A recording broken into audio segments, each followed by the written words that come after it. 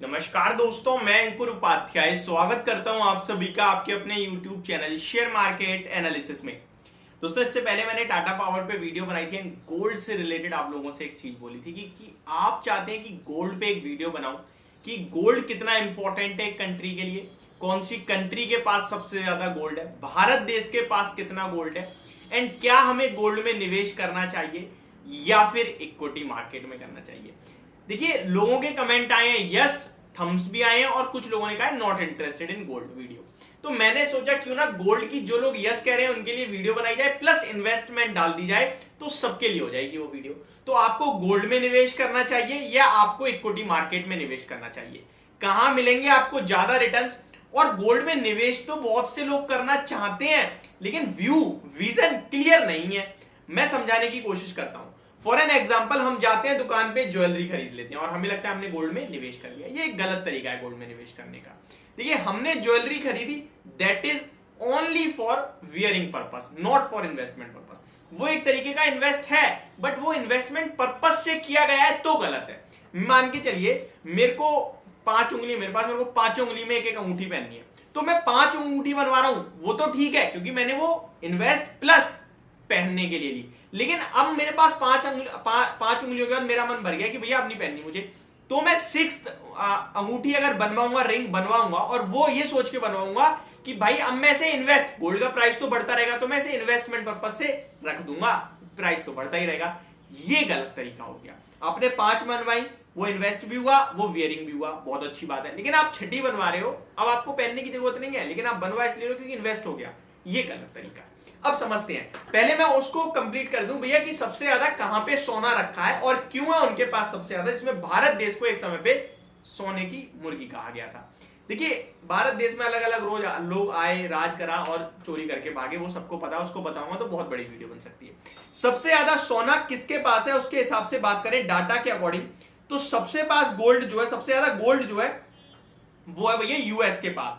United states की बात करें तो इनके पास 8133 metric tons gold as a reserve रखा हुआ है।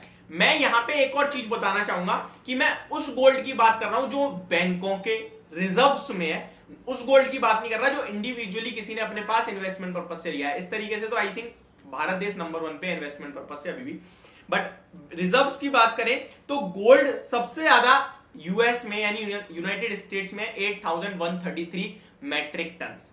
ठीक है, भारत देश की बात करें तो ये दुनिया भर में 9वें नंबर पे आता है जहां पे 785 मैट्रिक टन्स गोल्ड कहीं ना कहीं हमारे पास है। अब ये अमेरिका पे इतना ज्यादा कैसे हो गया, कहां से आया, तो ये शुरुआत हुई है बहुत पहले से। अमेरिका ने एक चाल चली। देखिए, पहले क्या होता था, जितना सोना है उतना पैसा छापा जाएगा। अब तो पैसा दबादब छाप रही है कंट्री, तभी तो किसी कंट्री की करेंसी गिर रही है, किसी की बढ़ रही है। अपनी करेंसी को बचाने के लिए भी बहुत कुछ करना पड़ता है। मैं आपको बता दूं मेरे भाई, अगर अमेरिका ने क्या करा, पहले मैं आपको अमेरिका का बताऊं, अमेरिका पे इतना ज्यादा गोल्ड क्यों है। जब वर्ल्ड वॉर चल रही थी तो दुनिया भर में अमेरिका साइड में बैठा था, ये वर्ल्ड वॉर में इंक्लूड नहीं था उस समय, ये तो एंड में आया था जब मैटर ऑलमोस्ट सॉल्व होने वाला था। तो जब वर्ल्ड वॉर चल रही थी तो दुनिया भर के देशों को भैया वर्ल्ड वॉर करने में बहुत ज्यादा पैसा लगता है। मैं वर्ल्ड वॉर छोड़िए, वॉर करने में बहुत पैसा लगता है। रशिया रिसेंट एग्जांपल है, इतनी अच्छी इकोनॉमी वाला देश, लड़ाई करी तो वहां भी उसकी मट्टी पलीत हुई है, मैं आपको बता दूं। तो बम लगते हैं, बारूद लगता है, बहुत कुछ इकोनॉमिक क्राइसिस भी आ जाता है बहुत सारे देशों में। तो उन्हें जितने भी हथियार चाहिए होते थे, जितनी चीजें चाहिए होती थी, वो उन्हें खरीदनी पड़ती थी अमेरिका से। अब अमेरिका कह रहा था हम करेंसी में नहीं लेंगे, हमने शर्त रख दी कि हम आपको पैसों में नहीं देंगे कोई भी सामान, हम आपको गोल्ड के रूप में देंगे। तो आप हमें गोल्ड दीजिए, हम आपको हथियार, जो भी चीज चाहिए, इकोनॉमी, जो भी आपके खाने के लिए सामान चाहिए, हम सब देंगे, सब प्रोवाइड करेंगे, लेकिन हम करेंगे गोल्ड में। तो ये फंडा उन्होंने अपनाया और 2 बार वर्ल्ड वॉर हुई और दोनों बार उनका मोटा गोल्ड आया उनके पास। एंड समय में वो लोग बोलते हैं कि भैया हमें हमारा गोल्ड दे दो, तो उन्होंने मना कर दिया कि अब पैसा हम आपका नहीं ले रहे हैं, अगर आपको गोल्ड चाहिए तो आप हमें डॉलर में पैसा दो और हमारा गोल्ड दो। तो डॉलर भी उन्हें अमेरिका से लेना पड़ रहा है, जिसकी वजह से उनकी करेंसी भी मजबूत बनी रहती है। प्लस उनकी करेंसी मजबूत बने रहने के पीछे का भी एक अलग रीजन है, वो रीजन है कच्चा तेल। उसके बारे में कभी और बात करेंगे, ठीक है। अब आते हैं भारत देश के पास कितना, मैंने आपको सोना बताया 785 मैट्रिक टन का गोल्ड भारत देश के पास है इस समय, ठीक है। अब आते हैं इन्वेस्टमेंट के रूप में। देखिए गोल्ड में निवेश करें या करें शेयर बाजार में डायरेक्ट निवेश। अब शेयर बाजार में डायरेक्ट निवेश करते हो, कंपनी में निवेश करोगे तो चांसेस बढ़ जाएंगे, पैसा बहुत बड़ा बन सकता है और डूब भी सकता है। तो यहां सवाल ये उठता है कि मैं लगाऊं शेयर में या नहीं। मैं कहूंगा मत लगाइए, क्योंकि आप गोल्ड ढूंढ रहे हो तो आपको एक ऐसा ऑल्टरनेट चाहिए जो गोल्ड से ज्यादा रिटर्न दे। ऐसा ऑल्टरनेट नहीं चाहिए जो आपके पैसे को माला माल कर दे या खत्म कर दे। रिस्क वाला नहीं चाहिए, गोल्ड खत्म नहीं होने वाला। तो आप एक गोल्ड का ऑल्टरनेटिव ढूंढ रहे हैं तो फिर आपको एक ऐसा इंस्ट्रूमेंट चाहिए जो गोल्ड से अच्छा रिटर्न दे। अब आते हैं रिटर्न्स पे।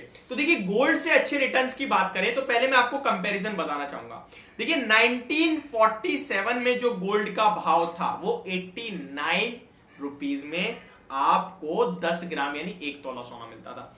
2023 में ये 58,000 का हो गया। तो भैया पैसा तो यहां भी बहुत बड़ा बना है, ठीक है। लेकिन अगर मैं कंपेयर करूं स्टॉक मार्केट से तो दो चीज दिखेंगी। 1995 से देखें तो गोल्ड का भाव था 4680 रुपीज पर तोला यानी 10 ग्राम, और सेंसेक्स का भाव था 3000 का। तो वहां से कंपेयर करोगे तो सेंसेक्स आज 62,000 है और गोल्ड आपको ऑलमोस्ट 55,000 के समथिंग का है, ठीक है। अब बात करें 2000, तो 2000 में गोल्ड का भाव 4400 था यानी 5 साल में घटा है गोल्ड, और सेंसेक्स 3000 वाला 4400 हो गया। तो सिमिलर हो गए। तब भी सिमिलरिटी के बावजूद भी आज सेंसेक्स 62,000 है और गोल्ड का भी मैं एग्जैक्ट भाव आपको बता ही दूं। 55-58 में कंफ्यूज हो रहा हूं मैं भी और आपको भी कर रहा हूं। तो पहले मैं आपको गोल्ड का करंट प्राइस बता देता हूं। तो गोल्ड करंटली 60,000 पे है, 58 नहीं भैया, 59,750 का भाव गोल्ड का है, और सेंसेक्स का करंट भाव जो आपका है वो 62,547 है। ऑलमोस्ट सिमिलर है बट थोड़े से ज्यादा सेंसेक्स ने दिए हैं। तो ये मेरे को लगता है आप सेंसेक्स इंडेक्स में निवेश करके ज्यादा बना सकते हो। दूसरी बात 1 लाख भी मुझे लगता है पहले सेंसेक्स जाएगा। तीसरी बात फिर भी आप गोल्ड चुन रहे हो तो सॉवरेन गोल्ड एक बेस्ट इन्वेस्टमेंट हो सकता है, जहां आपको गोल्ड के प्राइसेस के साथ 2.5% पर ईयर के रिटर्न्स भी मिलते हैं। अब ये वीडियो आपको कैसी लगी यार, प्लीज इस पे कमेंट करके बता देना और इसको लाइक जरूर कर देना ताकि एल्गोरिथम मैच कर पाए हम यूट्यूब का और ये वीडियो ऊपर जाए, अदरवाइज ये वीडियो डेड हो सकती है। Thank you so much for watching this video. Have a great day guys.